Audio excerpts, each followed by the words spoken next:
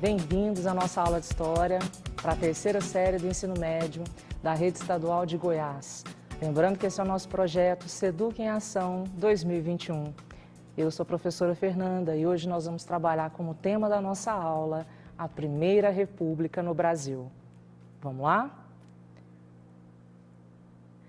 Para a gente iniciar e começar a propor todas essas questões inerentes à nossa Primeira República, nós vamos ter bastante atenção à habilidade que vamos trabalhar, que é a ideia de correlacionar o conceito de cidadania no Brasil, sobretudo com as questões das organizações políticas e socioeconômicas nesse período, no período republicano, ok? Mas, para a gente pensar a ideia de república, é interessante também pensarmos o que antecedeu isso. Nós vivenciamos, então, de 1822, contexto da independência do Brasil, até o 1889, a fase do Brasil Império, a fase em que o Brasil foi governado pelos Bragança, Dom Pedro I, período regencial, Dom Pedro II. Foi um conteúdo abordado com você lá na segunda série, no ano passado. E na medida em que você acompanhou essas aulas, você percebeu que o Império entrou em crise. Você percebeu todo um desgaste da própria imagem de Dom Pedro II, embora tenha sido um período muito longo de governo e muito próspero. Mas a gente percebe ali, naquele finalzinho da década de 80 do século XIX, um grande desgaste devido à Guerra do Paraguai. Antes de eu continuar, repare você que nós temos aqui na lousa 4 bandeiras do Brasil. Nós tivemos essas 4 bandeiras. Quando eu falei de Dom Pedro I, Dom Pedro II, você observa, por exemplo, a primeira bandeira do Brasil, a segunda bandeira do Brasil. O verde, o que a gente aprendeu lá no ensino fundamental, né? De uma forma muito romantizada, que ele poderia representar as nossas matas, que ele poderia representar a nossa natureza, mas ele tem um pouquinho mais de complexidade. A escolha dessas cores é proposital.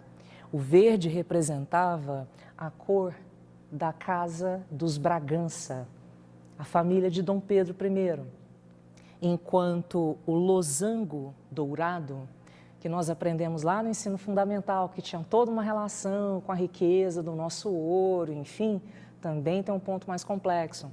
Esse losango dourado é remetente à casa dos Habsburgo. Estranho, né? Esse sobrenome é o sobrenome da família da imperatriz Leopoldina, que era austríaca, esposa de Dom Pedro I. Ao centro, nós vamos reparar uma pequena diferença da primeira bandeira para a segunda bandeira. Essa pequena diferença está no adorno. O escudo da família, o brasão da família, é adornado por ramos de café e tabaco, que foram grandes representantes e vão continuar sendo na República, grandes representantes da nossa agroexportação. E ao centro, o brasão da família. A bandeira é um símbolo nacional de grande impacto, de grande peso. Nós conhecemos muitas delas, tivemos uma primeira noção quando assistimos a competições esportivas, enfim, e sabemos o quanto é relevante esse símbolo para uma nação. E na medida em que o Brasil vivenciou esse processo histórico de transição do Império para a República, se faz óbvia a mudança também para um novo formato, para uma nova característica de bandeira. Para a gente pensar essa transição e fazer todo um link, toda uma ligação com essa questão da bandeira, nós vamos reparar que ao término da década de 80 do século XIX, o exército brasileiro via-se muito fortalecido devido à vitória do Brasil na Guerra do Paraguai. E quando a gente pensa em um exército fortalecido, é importante que a gente destaque a elite intelectual desse exército, o alto generalato desse exército, que além de muito fortalecidos economicamente, pelas suas estruturas familiares, militarmente, eram também muito intelectualizados, tá?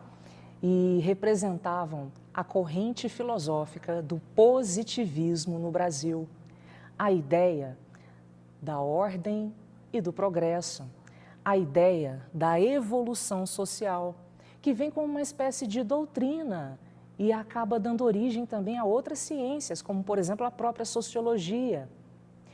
Pensando nessa questão da ordem, do progresso, da evolução social, a tendência vai ser associar esse processo histórico do Brasil àquele patamar político que representasse essa evolução social, que representasse essa evolução política, que representasse, então, o que havia de mais moderno para esse momento da evolução do Ocidente, que era a República. A França havia se tornado uma república e muito próximo daqui, a República dos Estados Unidos da América, cuja bandeira foi a inspiração para a nossa primeira bandeira republicana. Reparem, então, como ela se apresenta. Mais tarde, nós vamos reparar, finalmente, uma arte final da nossa bandeira, que é a nossa bandeira atual, tá?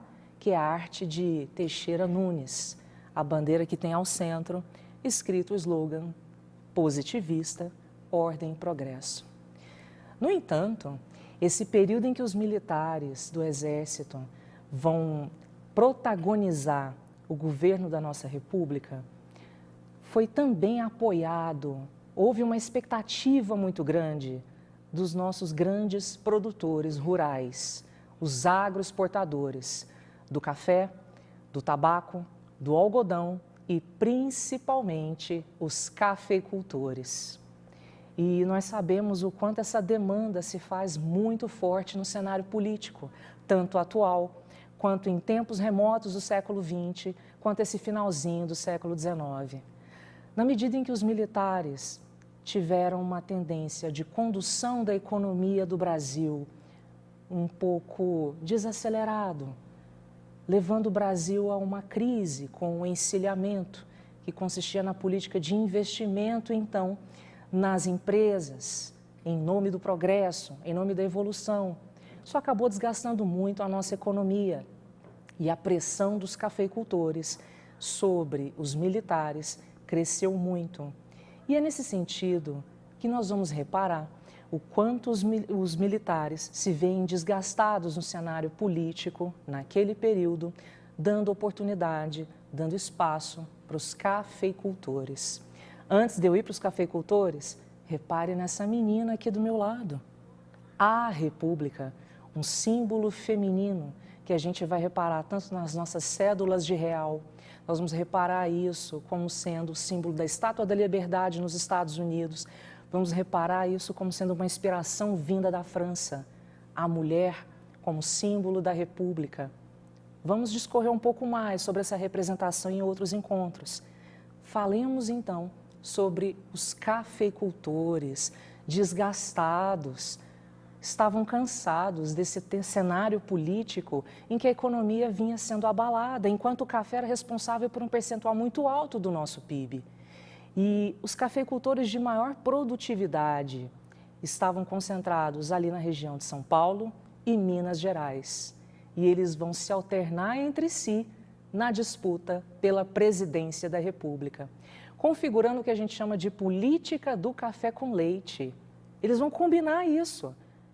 A cada eleição presidencial, paulistas, então, através do PRP, do Partido Republicano Paulista, vão projetar o seu candidato, com o apoio dos cafeicultores mineiros. Nas eleições seguintes, repare na charge da gangorra, representando essa questão do revezamento, os mineiros vão projetar o seu candidato.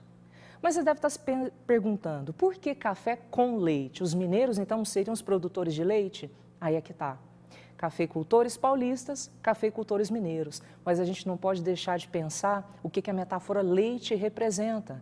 É a ideia de curral, associado, então, não aos animais, às vacas, mas associado aos eleitores, que eram trabalhadores rurais, dependentes dessas relações do campesinato.